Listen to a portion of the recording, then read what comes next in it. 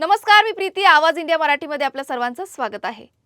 महाराष्ट्र शासनाच्या सामाजिक न्याय आणि विशेष सहाय्य विभागाने मागासवर्गीय मुलांचं आणि मुलींचं शासकीय वसतिगृहांना महापुरुषांची नावं देण्याचा ऐतिहासिक निर्णय घेतलाय.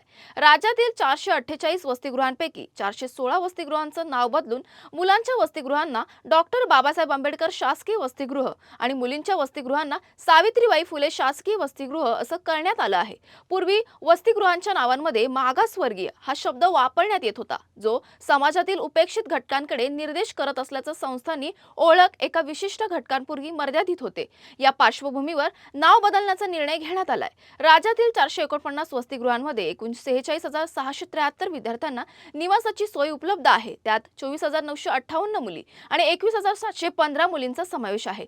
विद्यार्थ्यांना निवास, नाश्ता, 2 वेळचं जेवण, निर्वाह भत्ता, शैक्षणिक साहित्य, स्वच्छता भत्ता, गणवेश, वैद्यकीय साहित्य, रेनकोट, गमबूट, क्रीडा साहित्य, शैक्षणिक सहली, कार्यशाळा आणि मूलभूत सुविधा पुरवण्यात येतात. हा निर्णय विद्यार्थ्यांच्या शैक्षणिक, सामाजिक आणि आर्थिक उन्नतीसाठी महत्त्वाचा टप्पा मानला जात आहे. तुर्तास वेळ झाली, इथेच थांबण्याची. नवीन बातम्या बघण्यासाठी पाहत राहा आवाज इंडिया मराठी, शोध सत्याचा.